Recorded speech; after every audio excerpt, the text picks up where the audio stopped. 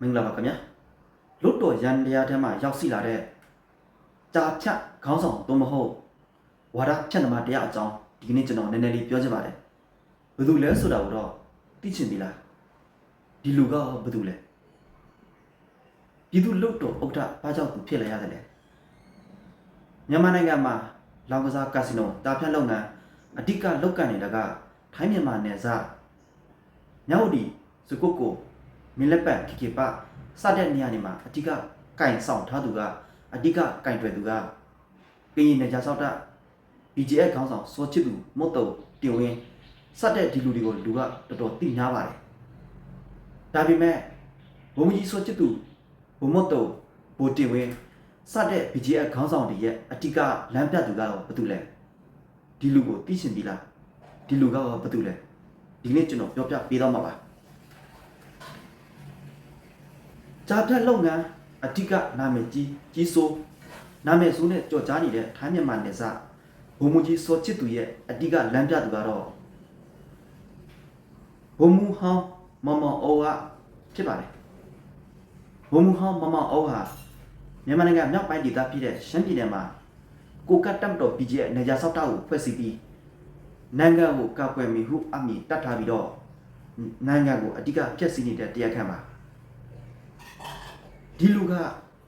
ဘာကြောင့်ပြည်သူလွတ်တော်ဥက္ကဋ္ဌဖြစ်လာရတယ်လဲ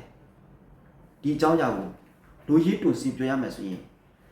မြန်မာနိုင်ငံကိုစင်းရဲအောင်မြန်မာနိုင်ငံကိုလူငယ်တွေအနာဂတ်မဲ့အောင်အဓိကလုပ်နေတာကလည်းမမောင်အုပ်ဖြစ်ပါတယ်မမောင်အုပ်ဟာဘယ်လိုတာဝန်ယူကိုဆောင်ရွက်ရတယ်လဲမြန်မာနိုင်ငံပြန်လည်ကောင်းစားဖို့အတွက်မမောင်အုပ်ရဲ့တာဝန်ကဘယ်နေရာမှာထမ်းဆောင်ရတယ်လဲ ARD သတင်းတွေရဲ့ဖော်ပြချက်မှာဆိုရင်တော့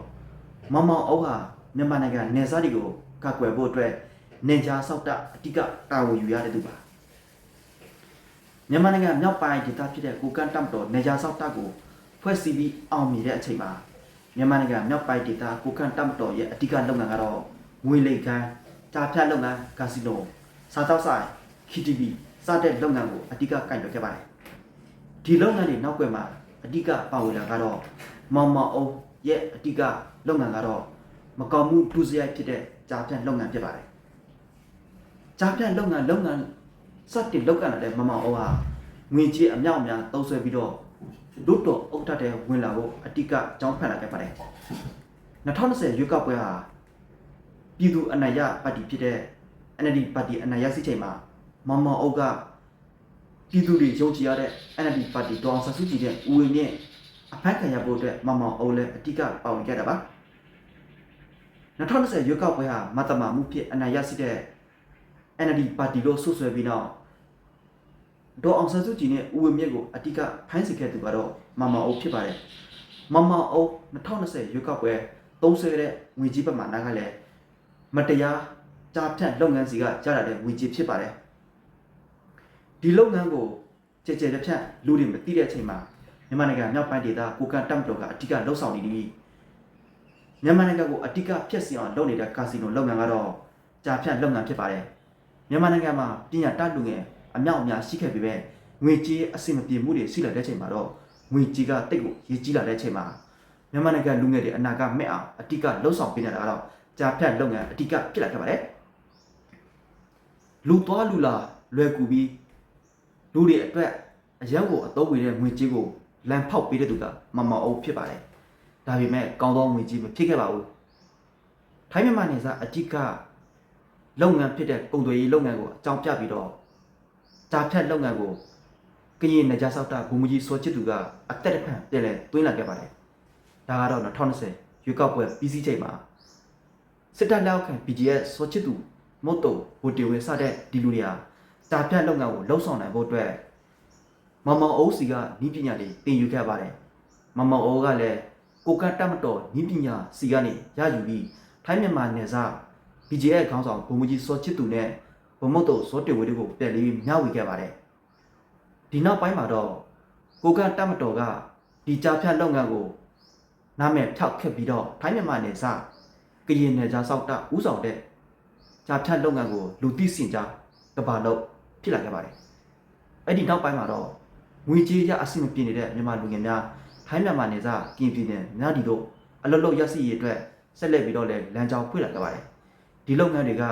မြန်မာနိုင်ငံပြည်သူအတွက်ကောင်းကျိုးလုပ်ငန်းမဖြစ်ခဲ့ပါဘူးဒါပေမဲ့ငွေကြေးအရအဆင့်ပြေတော့ဒီလုပ်ငန်းကိုမြန်မာပြည်သူနဲ့ကမ္ဘာတလွှားကစီးတဲ့ပြည်သူများစိတ်ဝင်စားလာကြပါတယ်မြန်မာနိုင်ငံရဲ့အဓိကလက်နက်ကိုင်အဖွဲ့အစည်းကစစ်တပ်ဖြစ်ခဲ့ပြီးမဲ့စစ်တပ်ကတော့ဒီလုပ်ငန်းကိုအကြောင်းပြချက်နဲ့ပဲတိုင်းဒေသလက်နက်ကိုင်အဖွဲ့အစည်းတွေကိုအဓိကကန်ဆောင်ခဲ့ပါတယ်ထိုင်းမြန်မာနယ်စပ်မှာ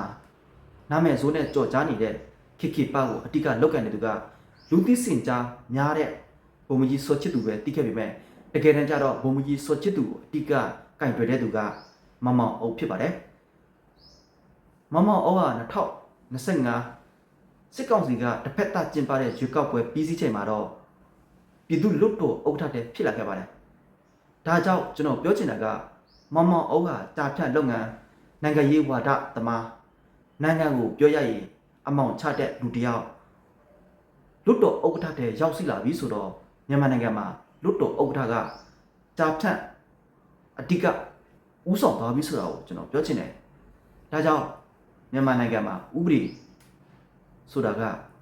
ငွေစီမှအနိုင်ရရှိမှာနော်ဒါကြောင့်အမှန်တရားကိုချင့်မြတ်နေတဲ့ပြည်သူတွေတည်တည်ချာချာတွေးတောဖို့လိုပါတယ်ဒီနေ့ကျွန်တော်ဒီလောက်ပဲပြောချင်ပါတယ်လွတ်တော်ရန်တရားထဲမှာရောက်ရှိလာတဲ့ဂျာဖြတ်ခေါင်းဆောင်နိုင်ငံရေးဝါဒဖြန့်သမားမောင်မောင်အုပ်ဆိုတာဂျာဖြတ်ရဲ့အဓိကတရားခံပဲ